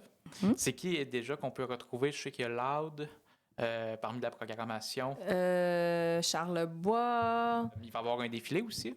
Oui, donc le défilé, c'est le 24 juin, donc à 2 heures cette année. C'était à 1 heure l'année dernière. Encore une fois, on demande à tous les Québécoises et Québécois et à tous ceux et celles qui viennent tout juste de s'installer au Québec ou qui sont ici depuis un moment de s'habiller en bleu et blanc et de participer même au défilé. Alors, quand le défilé défile, bien, on peut embarquer dans le défilé avec le drapeau du Québec. Ben, souvent, il y a des drapeaux qui se font donner cette journée-là, quand même. Et puis, on marche vers le parc Maisonneuve. Puis, c'est vraiment une expérience. Je sais pas, est-ce que vous l'avez vécu, ça? Non, je Ah non, l'ai ouais, pas. non, mais wow, vraiment, là, ben ça m'intéresse. Non, mais il faut absolument vivre ça, là. C'est un moment d'effervescence, là, Oh, wow. fois 1000. Là. C'est extraordinaire. Tout le monde sort dans la rue pour voir le défilé. Après, les gens, ils vont entamer la marche. Et cette année... Ça part de où? C'est le même... On peut mettre le défilé, ça aussi, à l'écran. À l'écran, oui. Ouais, on peut aller sur Fête nationale du Québec à Montréal. Toutes les informations vont être là. C'est sur la rue Rachel. OK. Donc, et on va se diriger vers le parc ouais. Maisonneuve. Et le spectacle, c'est le 24 juin, bien évidemment. Dans l'après-midi, il va y avoir toutes sortes d'activités, encore une fois, dans le parc Maisonneuve. Et cette année, c'est Guylaine Tremblay qui anime et c'est la première femme de l'histoire de la Fête nationale du Québec à Montréal qui va animer la fête et on est tellement contents. Ça va être extraordinaire. C'est la première fois qu'une Mais- femme anime. Oui? Oh mon Dieu. En plus, c'est Glenn Tremblay. Wow. Ouais. Oh mon Dieu, mais là, c'est incroyable. Est-ce que c'est elle qui s'est proposée? Est-ce que vous êtes allé vers elle pour... Non, on lui a Ouais, demandé. Les artistes Charlebois, Yann Perrault, Matelaine, qui d'autre? Malenfant. On est tellement heureux. Vous pouvez Wow. voir tous les autres artistes, là, vraiment. Hmm. Mais c'est quand même impressionnant, la première femme de l'histoire à animer le spectacle à Ouais. Montréal. Comment ça qu'il n'y en a pas eu d'autres avant? Ben, c'est la question que je me suis posée cette Ouais, année. c'est vrai. Alors, c'est pour ça que là, ben, Il était temps, il était temps. quand même. Ouais. Puis est-ce qu'à Québec, il y en a eu, je pense qu'il y a eu des femmes à Oui, il y Québec en a qui l'ont eu, animé? il y en a Ok. eu, mais tu sais, moins. Mais c'est ça, je veux dire, je reviens encore à tantôt, quand on se rend compte des éléments. Il y a moins de femmes en politique. Il faut s'en rendre compte, puis on doit laisser plus de femmes au micro. Puis les femmes doivent aussi prendre leur place, c'est leur Ouais. place. Tu sais, si on veut faire l'indépendance, on va faire l'indépendance avec les femmes. Parce que les femmes vont s'impliquer. Parce que les femmes vont être là. Il n'y a rien de mieux qu'une femme pour expliquer à une autre femme pourquoi faire l'indépendance. En tout cas, moi, je l'ai vécu personnellement. Mais oui, c'est ça que vous avez vécu. Donc, ouais. ça prend plus de femmes, puis ça prend des espaces pour elles. Et on s'en rend pas assez compte. Moi, j'ai milité auparavant pour les femmes, pour l'équité en théâtre. D'ailleurs, je suis toujours active avec elles. Mais quand je parlais de ça au tout début, même à des amis acteurs, comment il y avait un déséquilibre entre les hommes et les femmes, on s'en rend pas compte. Mais quand on sort les chiffres, et puis après on voit à l'écran, oh, OK, il y a un déséquilibre comme ça. Ben oui, il y a un déséquilibre. Alors, tu sais, l'équité entre les femmes et les hommes, là, je le dis parce qu'on est au lendemain de la marche du pain des roses, ben c'est un gros travail à faire. Mais à tellement de niveaux. Puis je pense que on s'en rend pas suffisamment compte de la charge mentale que nous avons, les femmes. Puis c'est pas pour discréditer non plus la charge mentale que les hommes peuvent avoir. Là. Je comprends aussi qu'il y a des périodes difficiles là, pour plusieurs. Mais vraiment, je pense que... Là, je reviens à l'indépendance. Pour faire l'indépendance du Québec, ça se fera pas sans les femmes. Évidemment. Mm. Puis ça prend des modèles, puis ça prend des porte-paroles. Ça prend des modèles. Puis, tu sais, s'il y a un peu moins de femmes qui sont en politique ou qui sont impliquées en politique, ben il faut travailler pour aller les chercher, les trouver, les inviter, pour pas que ce soit seulement des hommes qui parlent en avant de l'indépendance. Il y en a des femmes, là. Puis il y en a des... Ben, en fait, comme les hommes, tu sais, il y a autant d'hommes puis de femmes compétentes. C'est juste que souvent, ce qu'on entend, c'est que les femmes sont moins sûres d'y aller. C'est pas le cas de toutes les femmes, là. Mais il y en a qui sont moins sûres d'y aller. Tandis que les hommes, des fois, sont même pas compétents pour le poste, mais ils vont lever la main, puis moi, je vais, puis moi, je suis le bon candidat, là, tu sais. Ouais. Mais tu sais, des femmes, il y en a aussi. Il y a des artistes, là. Il y a des artistes qui sont disponibles. Il y a des professeurs, il y a des gens de l'organisation civile. Donc, il y en a. Ouais. Faut les mettre de l'avant. Puis c'est pour ça qu'on est content de te recevoir. Ah, parce ben que merci. t'es Non, une non. modèle pour plusieurs Non, femmes. mais ben merci de l'invitation. Je peux revenir pour parler d'autres sujets. Il y a tellement de sujets à parler. Puis tu nous parlais justement du documentaire que tu as fait, Vox Populi, dans les cégeps. Tu es allé à la rencontre des jeunes, voir c'était quoi un peu l'état des lieux, comment que les jeunes se sentent par rapport à l'indépendance. C'est quoi ton constat par rapport à ça? Mais j'étais agréablement surprise, là. Vraiment. C'est sûr que dépendamment des secteurs, c'était pas du tout la même réception, là. Quand on est allé dans l'Outaouais, c'était pas du tout la même chose. Il y avait moins d'indépendantistes là, que je pouvais accrocher pour venir au micro. C'est parce que je pense à une anecdote que j'avais interpellé une jeune étudiante. Je dis, est-ce que vous voulez venir parler, vous, de l'indépendance? Pas besoin d'être pour... vous pouvez être contre, voulez-vous... Ah non, moi, je veux pas être à l'écran. Mais cherchez comme il faut. Il y en a sûrement des indépendantistes à quelque part. Mais cherchez, vous allez sûrement en trouver. Là, moi, je riais. Je dis, mon Dieu, c'est comme si on était des petits animaux cachés, nous, les indépendantistes. Faut les chercher. Ouais. Mais j'étais juste pas dans le bon pavillon. Donc, j'étais dans un autre pavillon, là. Ça a été plus facile. Mais en général, je vous dirais que les jeunes sont là, sont présents. Puis, ce qui revenait tout le temps, c'est que sont tous devenus des indépendantistes en secondaire 4 après le cours d'histoire. Oui, c'est vrai. Hein. Ça, beaucoup de monde me dit aussi. Ouais, quand ils comprennent l'histoire, les 92 résolutions, puis les patriotes, et puis la Constitution qui a été signée sans le Québec, 1982, tout ça. Le film 15 février 1830. Le film 15 février. Donc, voilà. Mais les profs d'histoire aussi, Jean Cotto-Aligny, puis... Ils sont passionnés. Ils sont passionnés, puis veulent pas, comme ils connaissent l'histoire, ils sont comme la plupart souverainistes, donc dès qu'ils me parlent, je suis comme, mais oui. Mais c'est ça, c'est la passion. Puis je pense que, tu sais, si j'ai un lien à faire avec tous les indépendantistes, les militants, c'est la passion. Ouais, c'est les passions qui les animent. À la Société Saint-Jean-Baptiste, au lendemain des 2 défaites, la société était déjà là. Elle était déjà là avec les militants. Moi, je pense que les militants, là, on doit penser à eux. C'est vraiment à cause d'eux qu'on parle d'indépendance aujourd'hui. Même les gens qui ne militent plus aujourd'hui, mais qui viennent faire un petit tour à la société parce qu'ils sont un peu plus âgés, ils ont contribué. C'est vraiment à cause de eux qu'on est encore là, puis à cause de la relève maintenant. Est-ce qu'il y en a une relève? Ah, la relève est là. Ah oui, puis elle est vraiment toute là parce qu'en tout cas, moi, quand j'ai fait le documentaire, je voyais les yeux pleins de vie autour de ce projet de société. Puis ça revenait. Nous, on veut faire l'indépendance, un projet de société, aussi à notre image. Donc, le français, l'environnement, c'est très important, bien évidemment.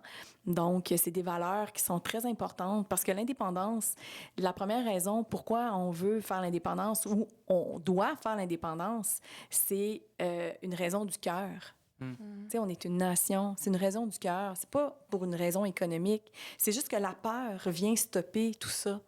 Donc, faut passer par-dessus la peur. Tu sais, Jacques Parizeau, là, sur sa pierre tombale, c'est « N'ayez pas peur ». Moi, c'est ce que je dis depuis 1 an. Comme les patriotes, n'ayons pas peur. Il faut passer par-dessus ça. Puis comment qu'on cette fait peur. ça, passer par-dessus cette peur-là? C'est Bien, difficile, hein? Mais c'est difficile parce qu'on pense à l'économie. Mais si on comprend bien les raisons, puis si on comprend bien que nous, au Québec, on a tout ce qu'il faut pour réaliser, on a déjà nos institutions. C'est pas comme on part de rien, on est dans un champ, là, puis tout est à construire. Non, on a nos institutions au Québec. Même que, tu sais, tout est dédoublé, 2 impôts. On est bon, en plus. On a un Parlement, on a nos lois qui sont votées ici de façon démocratique, qui sont toutes faites par le fédéral. Je pense que là, les gens commencent à comprendre aussi. On a 1 million de lacs au Québec. C'est une belle ressource, l'eau. De plus en plus. De plus en plus, oui. Puis, on est une force en environnement. Ça serait bien d'avoir un siège à l'ONU, puis pouvoir partager nos connaissances avec tout le monde, décider de par nous-mêmes. Pourquoi ça serait quelqu'un qui demeure très, très loin du Québec qui déciderait pour nous? Ça, qu'on parle de ça, puis on explique aussi les raisons. Je pense que les gens adhèrent à ça. Ça efface la peur. Puis tout ce que tu me dis, je suis tellement d'accord avec ça. Pour moi, ça va de soi, l'indépendance. Au même titre que ça va de soi que je gère mon propre budget. C'est pas mes parents, puis c'est pas mes amis qui vont gérer mon budget. C'est pas mes amis puis mes parents qui vont me dire, là, ta décoration, tu vas mettre ça, puis ta salle de bain, tu vas faire ça comme ça, tu vas placer tes... Je gère ma vie. Fait que ça va de soi pour que le Québec gère sa vie, puis son avenir. Mais comment ça qu'il y a des gens... Bon, il y a la peur, mais il y a des gens pour qui ils se disent... Le Québec serait pas capable de faire ça. Il serait pas capable de prendre son avenir en main. C'est quand même fascinant. C'est comme un problème de confiance en soi, au final. Oui. Mais le Québec s'est construit. On est des inventeurs. On est des créateurs. On est puissant comme nation, là, comme peuple. Non, je pense qu'il faut juste démonter les arguments. Prendre les arguments de l'environnement. Juste l'argument de la langue et de la culture. Après, il faut juste poser la question, avez-vous envie de parler en anglais ou une autre langue avec vos petits-enfants ou vos enfants? Il y en a qui disent oui à ça. Bien, ça se peut. mais ça se peut. Si eux, ils disent oui, ben on va se concentrer sur les autres. Je veux dire, dans un premier temps, là, pour l'indépendance, il faut aller rechercher les personnes qui ont arrêté de rêver. Tu sais, il y en a qui ont travaillé tellement fort, 1 référendum, 2 référendums, puis bon, ils ont arrêté de rêver. Je pense qu'il faut juste rallumer la flamme, puis ils vont être là, eux. Et après, les étudiants qui ne demandent que ça, que de participer à un projet de société, les femmes également, les indécis, on va pouvoir y arriver tranquillement, pas vite. Je pense que la clientèle, si on peut l'appeler les types de clientèle, peut-être la plus difficile, ça va être les personnes qui sont indifférentes. Parce qu'on est un peu dans cet esprit, hein, le confort et l'indifférence, l'individualisme, le confort de soi, nous, l'espèce de montée de la droite. Tu sais, je pense que, je ne veux pas comparer les deux, là, mais tu sais, il y a quelque chose de... Ça va être un petit peu plus difficile. Ouais. Je suis en train de me reculer du non, micro, ça là, va. j'étais comme... je parlais de la montée de la droite. Mais bref, l'indifférence. Ouais. Puis beaucoup, c'est ça, moi je le vois beaucoup en ligne, dès qu'on a des extraits qui sont viraux sur les internets, qui sont virales, je vois tellement plein de commentaires qui nous disent « Ben voyons donc, le Québec serait jamais capable de se gérer, checker la CAQ, vous voulez pas qu'on fasse faire un pays avec ça. » Puis je me dis « Ben voyons donc, c'est comme si à Ottawa, c'était parfait. Comme s'il n'y avait pas de problème du côté du gouvernement canadien, puis que tous les pays attendaient d'être parfaits avant de devenir des pays. Au contraire, là, on le voit aux États-Unis, c'est loin d'être parfait, ils sont super endettés. Le Japon sont à des années-lumière de nous au niveau de la dette, mais c'est un pays. C'est juste de prendre en main son avenir. Exactement. Se gérer nous-mêmes, décider de par nous-mêmes. On a nos institutions. On est juste à un pas de le faire. L'indépendance. C'est ça. En plus, là, l'indépendance en ce moment est presque à 40 d'appui. Là. C'est entre 36 et 40. Là, ça vacille entre ces deux chiffres-là. Mais quand on va être en grande campagne, moi, je pense que on va y arriver parce qu'il ne faut pas viser le 50+1. On parle souvent du 50+1. Non, il faut viser 75, 80. C'est ça qu'il faut viser. Il faut viser beaucoup plus loin. Puis il faut rappeler aussi que le 2e référendum, on ne l'a pas perdu. Il a juste été volé. Puis ça serait bien aussi de faire la lumière sur ça, que la commission Grenier, le rapport soit vraiment révélé. Parce que dans l'esprit des gens, de savoir véritablement qu'on n'a pas perdu 2 fois, mais que ça a été volé, je pense que ça peut être important. Ça ne va pas changer, mais au moins on sait que, OK, on a perdu 1 fois, ils ont triché.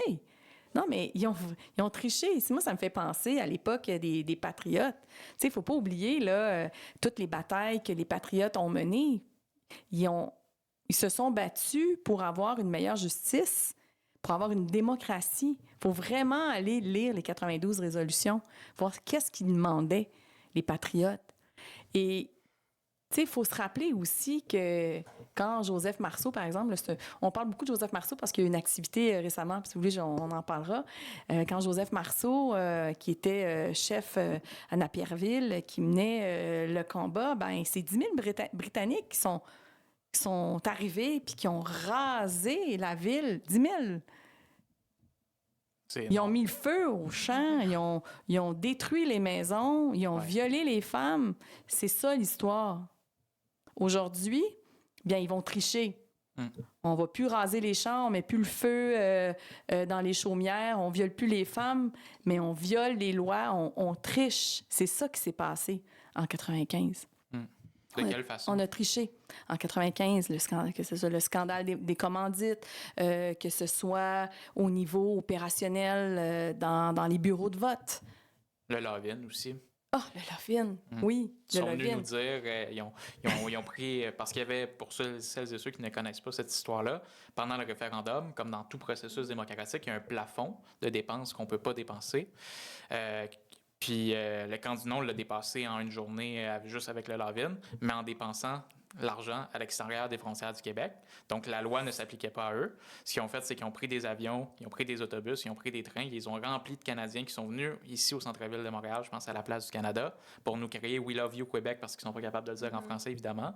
Puis, c'était comme quelques jours avant le référendum pour nous montrer, regardez, on vous aime, là, on va changer, on va vous écouter. Puis, un peu comme un conjoint toxique qui veut pas comprendre que c'est fini, là.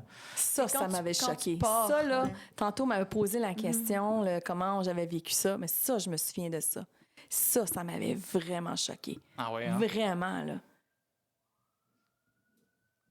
Il n'y a pas d'émotion plus forte que la colère. Moi, C'est ça m'a... hypocrite. Ah, j'ai trouvé ça, ouais. J'ai trouvé ça hypocrite parce que les gens, dans le fond, ils se sont payés un petit voyage gratuit pour venir faire semblant de nous aimer. Ah, juste pour venir faire un petit tour à Montréal. Ça, j'ai vraiment eu horreur de ça. C'est le dégoût, là, tu sais, qui s'est installé, là. Je me souviens, quand tu m'en parles, là, Ouais. ça revient. Puis ils se sont pas mobilisés quand les provinces puis le fédéral ont signé la Constitution sans le Québec. Ouais. Tu sais, ils se sont pas levés pour dire, hey, attendez, là, il y a une province qui est complètement en désaccord avec ce qui se passe Lac-Meach, présentement. Charlottetown. Lac-Meach, Charlottetown, exactement. Ils se sont jamais levés pour nous. Là, on veut partir, c'est la veille, puis là, ils voient les sondages que le oui va rentrer. Là, ils se disent, OK, il faut qu'on fasse quelque chose. Là, il faut qu'on aille leur dire de rester parce que, tu sais... Puis aujourd'hui, ils nous disent, c'est les mêmes personnes, ces mêmes gens-là nous disent, vous serez pas capable d'être un pays, vous êtes trop pauvre, vous allez mal vous gérer, puis... C'est comme un chum toxique, là. Tu peux pas vivre sans moi.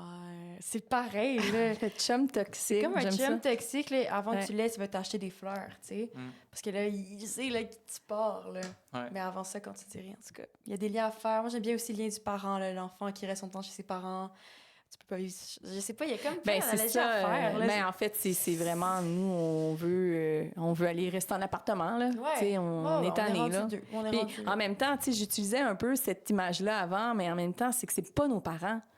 Ouais, Tu sais, c'est vrai. le fédéral, c'est pas nos parents. On a été conquis par la force. J'en ai parlé tantôt, là. C'est Là, vrai, ouais. on était en période de paix. C'était épouvantable, là, ce qui s'est passé dans le temps des Patriotes, là. Ça fait pas longtemps, on dit les Patriotes, mais ça fait 190 ans, là. Mm.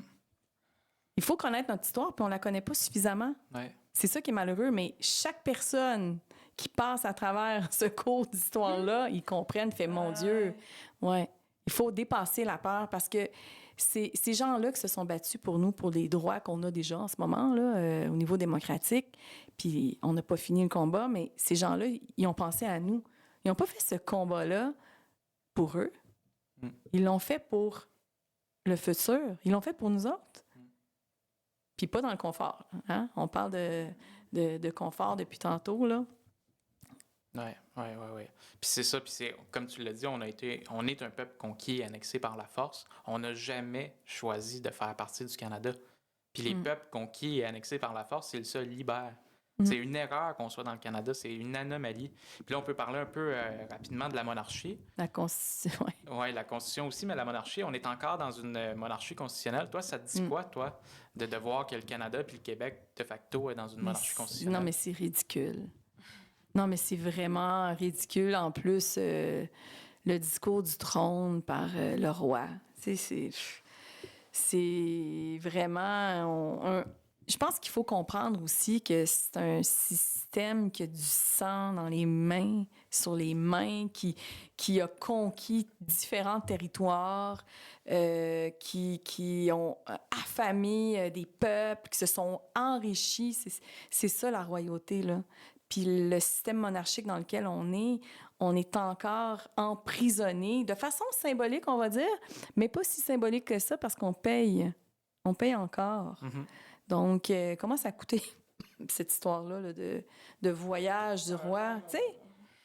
Ouais, Puis le lieutenant-gouverneur, le ou la gouverneure générale, les deux. en plus, il relève du droit divin. Mm. Je pensais qu'on était dans une société moderne. Parce qu'il faut comprendre que le roi Charles, c'est comme le pape de l'Église anglicane. Donc, c'est comme si le pape, j'allais dire le pape François, mais le pape Léon était le chef de l'État québécois. Ça ne ferait pas de sens. Puis Non, mais ça n'a juste pas de sens, tout ça. Tu sais, on voit qu'on est emprisonné de tous les côtés, là.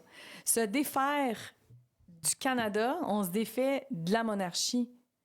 On va devenir une société, une vraie société moderne où on va pouvoir décider de par nous-mêmes et pouvoir construire avec les différentes nations, les différents pays. L'environnement, c'est super important. Mhm. On peut jouer un rôle. Avec les changements climatiques qu'on a en ce moment, on n'aura pas beaucoup de choix là, d'accueillir beaucoup de monde dans les prochaines années, là. Donc, en étant un pays, on va pouvoir décider de par nous-mêmes de nos choix politiques et travailler sur une belle intégration. Merci beaucoup pour cet entretien. Est-ce qu'il y avait, ça se termine bien sur ces beaux mots. Si on veut s'impliquer à la Société Saint-Jean-Baptiste de Montréal, comment qu'on fait? En fait, on peut devenir membre de la Société Saint-Jean-Baptiste de Montréal. Donc, on peut aller sur le site Internet de la Société Saint-Jean-Baptiste de Montréal. On a plein de projets, plein de beaux projets qui émanent des sections ou qui vont émaner de la société, là. Le gros projet qui s'en vient à la Société Saint-Jean-Baptiste, on l'a déjà fait découvrir lors de l'Assemblée générale et puis c'est déjà accessible, c'est Piastres pour un pays. Piastres pour un pays, c'est un projet de fonds pour l'indépendance où on va pouvoir faire des campagnes au niveau national sur la promotion de l'indépendance, la création d'outils, des camps de formation. On a déjà commencé à faire des camps de formation avec des joutes oratoires et aussi redistribuer des sous. Donc, on a déjà entamé ce projet-là. C'est un projet de longue haleine, là, depuis 2016 qu'on est sur ça. Ouais. Donc, pour s'impliquer à la Société Saint-Jean-Baptiste, on peut devenir membre. On devient membre d'une section, à moins qu'on veut devenir membre à vie. On est dans une section qui n'a pas de territoire et on peut s'impliquer à différents niveaux aussi, en participant aux assemblées générales. On amène des propositions, on peut travailler sur différentes orientations de la société. Et puis la Société Saint-Jean-Baptiste, je le disais tantôt, mais c'est aussi la Fondation Maurice Séguin, c'est la Fondation pour la langue française. Il y a aussi la Fête nationale, comme je le mentionnais. La Fondation Maurice Séguin, je parlais tantôt, qui s'appelait le Prêt d'honneur. C'est incroyable, hein, le Prêt d'honneur. On n'en a pas parlé, mais j'aimerais ça juste mentionner que, tu sais, la Société Saint-Jean-Baptiste qui a été créée il y a 191 ans, dans la foulée des 92 résolutions, mais elle était là pour combler aussi un vide. Donc, elle a toujours fonctionné en fonction du pouls de la population, de ce qui se passait. Donc, elle a créé beaucoup de choses. Donc, elle a collaboré à la création de la Chambre de commerce de Montréal, excusez-moi, j'ai envie d'éternuer, et des premiers fonds mutuels, la Croix du Mont-Royal. Ça fait 100 ans, c'est la Société Saint-Jean-Baptiste qui avait travaillé sur sa création avec la vente de timbres dans les écoles. C'est les étudiants qui ont fait la vente de timbres à 10 sous. Oui, tu viendras voir dans mon bureau. J'ai une boîte d'archives à cet effet-là. C'est des timbres là, que les étudiants vendaient. Je pense que c'est 10 000 étudiants qui ont participé à travers le Québec pour ce monument-là. C'est le monument national. Le monument national a été fondé par la Société Saint-Jean-Baptiste. Et dans le monument national, il y avait des cours. Donc, les premiers cours d'économie, des cours de métallurgie, des cours de secrétariat, donc les beaux-arts. Donc, c'était au monument national. Par la suite, il y a eu, dans les années 40, le prêt d'honneur. Le prêt d'honneur, c'est avant les prêts et bourses, c'est ça qui a amené les prêts et bourses. C'était un prêt sur l'honneur. Donc, c'était un étudiant qui avait besoin de sous, en fait, pour étudier. Donc, la Société Saint-Jean-Baptiste donnait l'argent et cet étudiant-là pouvait continuer ses études. Et plus tard, cet étudiant-là redonnait les sous sur l'honneur, s'il était capable. Ouais. Donc, Hubert Reeves a pu bénéficier du prêt d'honneur. Il a dit maintes fois que c'était à cause de la Société Saint-Jean-Baptiste, à cause du prêt d'honneur qu'il a pu faire ses études. À ce moment-là, on va donner quand même un bon montant. Et c'est par la suite que les prêts et bourses se sont se sont installés avec le gouvernement. Donc, c'est ça. Donc, à l'époque, la Société Saint-Jean-Baptiste était là parce que il n'y avait pas l'État-providence. Et puis, par la suite, elle va se construire selon les générations, selon le pouls. En ce moment, c'est sûr que les défis, c'est la langue française. J'avais écrit un petit texte, je ne sais pas si je peux le lire sur le français. Puis juste avant, j'aimerais que tu nous parles aussi de la section en Australie. On l'a mentionné au début de l'épisode. OK, on va y revenir. Parfait.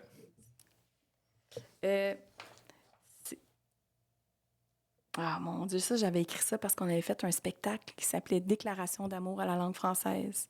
En quelle année? On a fait ça, on l'a fait 2 fois en 2022, puis en 2023. OK. Ouais.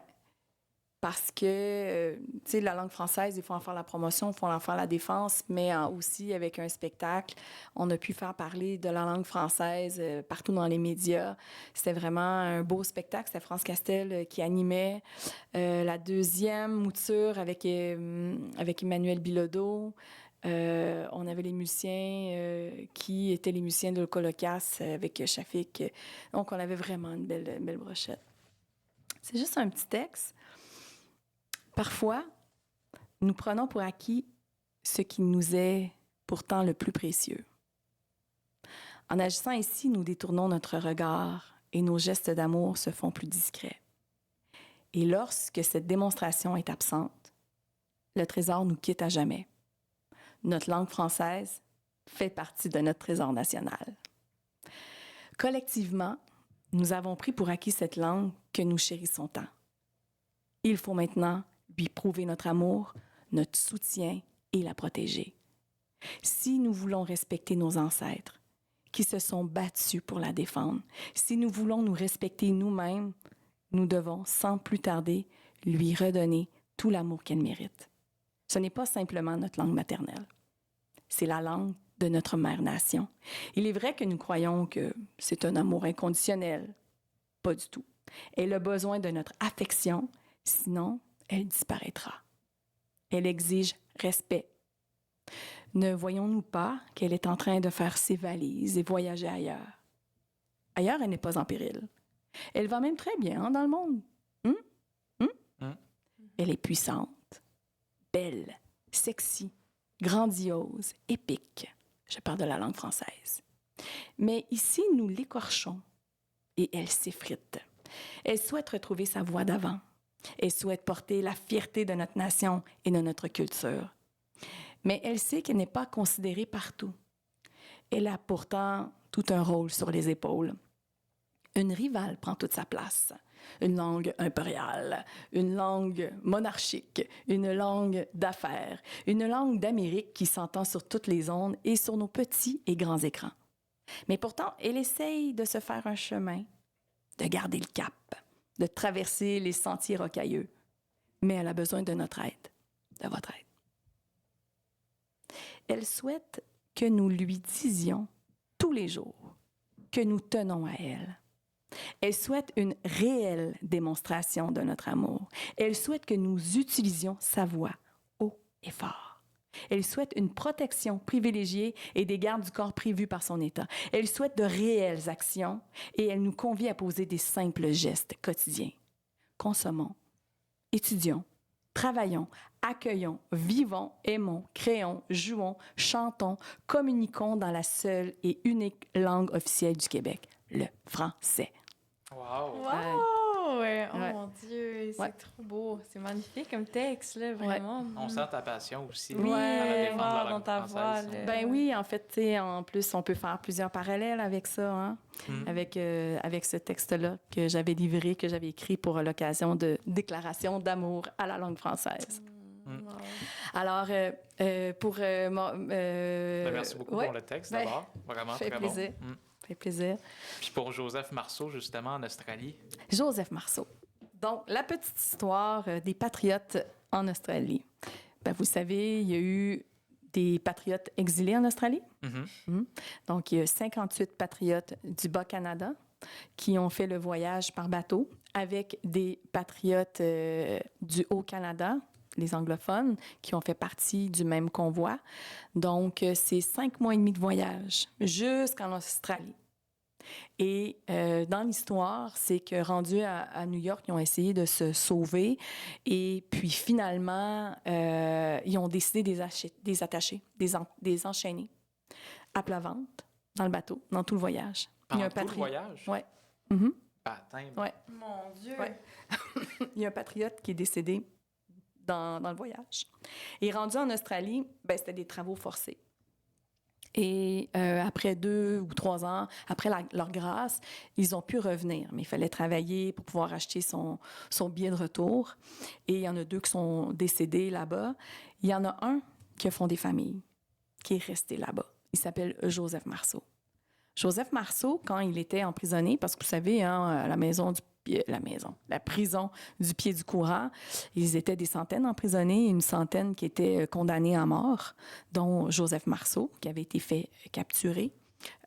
Donc, on avait pendu déjà plusieurs patriotes, mais les Britanniques ont vite compris qu'il n'y avait plus de possibilité de continuer dans cette voie-là parce qu'il allait y avoir un autre soulèvement. Donc, ils ont décidé de libérer finalement tous ceux qui se sont battus, mais de garder les plus rebelles à leurs yeux puis de les envoyer en Australie. Pourquoi toute cette répression-là? Donc, justement. Et puis, quand Joseph Marceau est en prison, il avait une épouse qui est décédée. Et par la suite, quand il était en Australie, après sa grâce, il est resté là-bas parce qu'il tombe en amour avec Mary et il a fondé toute une famille.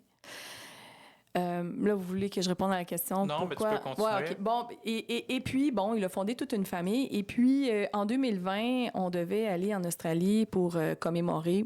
C'est mon ancien président, Maxime Laporte, qui avait travaillé sur le projet pour une commémoration en Australie pour nos patriotes. Puis finalement, ça n'a pas pu se faire. Ça s'est fait en 2022. Puis c'est moi qui ai eu la chance d'y aller. Et j'ai rencontré les descendants de Joseph Marceau parce que il y a Felicity qui est organisé toute la rencontre avec les descendants de Joseph Marceau là-bas. Donc, avec l'apport financier de Pierre-Carl Pelado, on a pu installer 2 plaques commémoratives en Australie pour les patriotes là-bas. Et par la suite, quand nous sommes revenus, on a créé une section en Australie parce qu'il y avait des expatriés québécois en Australie qui avaient un désir de poursuivre le travail et d'honorer ces patriotes-là, parce qu'il y a la tombe là, de Joseph Marceau à Wollongong. Donc, et de célébrer aussi la fête nationale et aussi pour corriger un fait, pas un fait historique, mais corriger une erreur historique en Australie, parce qu'en 1970, attention, il y a Pierre Elliott Trudeau qui est allé, ça c'était juste quelques mois avant la loi sur les mesures de guerre, est allé en Australie pour déposer une plaque commémorative pour les exilés canadiens, mais on ne parle pas des patriotes du tout, on ne parle pas du pourquoi. Donc, il y a des éléments à corriger. Alors, la section a été créée, entre autres, pour ça. Mais là, par la suite, il y a une vice-présidente de cette section-là. La section, elle est au Québec, parce que la section, tu as des gens en Australie, puis tu as des gens aussi qui sont au Québec. Donc, c'est Dominique Parenteau-Leboeuf, qui est une scénariste et autrice. Et donc, elle a eu l'idée géniale de réunir les 2 lignées. La lignée du Québec, la lignée de Joseph Marceau du Québec, avec sa première épouse, et la lignée de l'Australie. Parce qu'on avait déjà un désir de faire venir ici l'arrière-petite-fille de Joseph Marceau, Felicity, qui a prononcé un discours à la Journée nationale des patriotes. Hein, vous étiez là, donc en français, parce qu'elle apprend le français en ce moment. Elle s'est vraiment améliorée là, en 2 ans, là, c'est incroyable. Donc, Dominique Parenteau-Leboeuf, elle a réussi à réunir 8 descendants de Joseph Marceau, des 2 lignées. J'ai passé quelques jours avec eux. C'était vraiment émouvant. Moi, j'ai jamais vraiment vécu quelque chose comme ça à la maison Louis-Duvernay. C'est spécial. J'en parle, puis j'étais un peu émue, là. C'était vraiment incroyable parce que le pouvoir des mots. parce que c'est incroyable le texte qu'elle a écrit, Le pouvoir des mots, interprété par, mon Dieu, ça n'a pas de bon sens, là. Je suis en train d'oublier, là. J'ai juste son nom de Facebook, là, ça va revenir dans 2 secondes. Là. Et de voir les faits historiques, de savoir que Joseph Marceau revient au Québec sur ses terres et parle à sa descendance. Dans la salle, là, on braillait comme des veaux, là. On pleurait, là. C'était incroyable, là. J'ai jamais vécu quelque chose comme ça. Fait que, dans le fond, ce que ça veut dire pour moi, c'est que le pouvoir des mots, l'art, les faits historiques, l'engagement, c'est une recette parfaite. C'est puissant. Ah, c'est vraiment puissant. Ben, c'est très impressionnant de savoir. Je savais même pas qu'il y avait des Québécois là-bas qui s'impliquaient dans... Je pensais que c'était juste comme les descendants de Joseph Marceau. Ouais. Très intéressant. Ouais. Mais ouais, c'est un combat de tout, de passion, en fait. Hein? Puis pourquoi toute cette répression-là, rapidement, envers les Patriotes à cette époque-là? Parce que c'est quand même violent, des pendre puis de les envoyer en Australie. En fait, c'est juste que si on regarde les revendications, si on recule dans l'histoire, le Parti patriote, qui était avant, comme je disais tantôt, le Parti canadien, a écrit des résolutions. Il y en avait 92 qui ont été acheminées en Angleterre pour cesser le problème démocratique. Ils se sont rendus compte finalement qu'ils étaient députés, ils étaient majoritaires, mais il n'y avait pas de pouvoir parce que c'était le gouverneur général qui décidait finalement. Donc, parce qu'à ce moment-là, il y avait 2 partis. Il y avait le parti des bureaucrates, puis il y avait le Parti canadien qui est devenu le Parti patriote. Puis finalement, ils se sont rendus compte qu'il n'y avait pas de pouvoir. Donc, ils ont écrit des résolutions, ça a été envoyé à Londres. 2 ans plus tard, ils sont venus pour dire non, on dit non à tout ça, puis en plus de ça, on va unir le Haut puis le Bas-Canada lors du RAM. Tu sais, si mettons, on fait juste parler de ce volet-là, on est encore dans cet esprit-là d'assimilation. Donc, à ce moment-là, on voulait unir le Haut-Canada, ce qui s'est fait, là. Donc, les Patriotes, ils se sont soulevés contre ça, contre cette annexion du Haut et du Bas-Canada, contre cette emprise des Britanniques sur eux. Et donc, eux, ils voulaient vivre... en fait, ils réclamaient aussi une république, ça, il ne faut pas l'oublier. Une république. Puis ça, on lit aussi la déclaration d'indépendance de Nelson. C'est incroyable là-dedans, tout ce qui est dit. C'est encore actuel. On pourrait utiliser la même, presque, pour aujourd'hui. Ouais. C'est un bel héritage. Ben, c'est un bel héritage. Ben, c'est tout un travail qui a été fait par les Patriotes. Mais quand on parle des Patriotes, on parle des hommes, mais on parle des femmes. Puis on parle aussi des enfants. Parce que si on pense aux Patriotes à Saint-Eustache, parce qu'on parle souvent des Patriotes à Saint-Eustache qui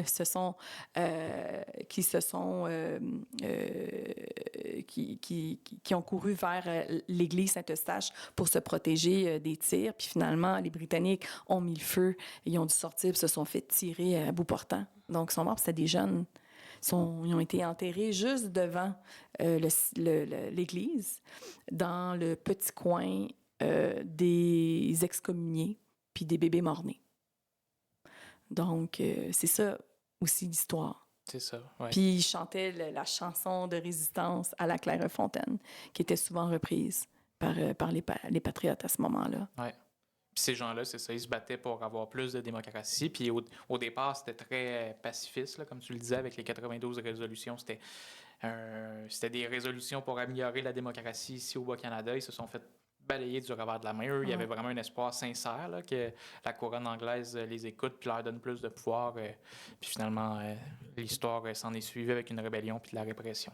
Oui, exactement. Puis nos patriotes aussi, autre sujet, rapidement, on parlait des patriotes qui ont été enterrés dans un coin, des bébés, on appelle ça des bébés morts-nés puis les personnes excommuniées, mais tous les patriotes qui ont été pendus à la prison du Pied-du-Courant, sauf un, ont été enterrés à la place du Canada. dont j'en ai parlé pendant la marche des Patriotes. Donc, et ils ont été enterrés là, dans la partie excommuniée des excommuniés. Donc, c'est pour ça que la Société Saint-Jean-Baptiste, au travail que nous faisons aussi, là, des dossiers comme ça en est un. Si on veut que la Place du Canada porte le nom de Place des Patriotes, parce que peu de personnes savent qu'en dessous de ce lieu, de ce parc bétonné, c'est un ancien cimetière, le cimetière Saint-Antoine. Il y a 40 000 âmes en dessous de ces pieds-là, puis c'est pas visible. Je veux dire, il y a pas... Oui, il y a des petites croix, mais on le sait pas. Moi, je ne le savais pas avant cette journée-là. Et Luigi Duvernay a été enterré là aussi, la première fois. Le banquet aussi de la Fête nationale a été institué là. Donc, de très bonnes raisons pour que ce lieu-là change de nom. Absolument. On passerait à la partie ça ou ça. Donc, c'est des questions en rafale. Puis après ça, si jamais tu veux justifier, tu pourras le faire par la suite. On commencerait comme ça. Lève tôt ou lève tard? Je suis lève tôt et je suis couche tard. Je comprends ça. René Lévesque ou Jacques Parizeau?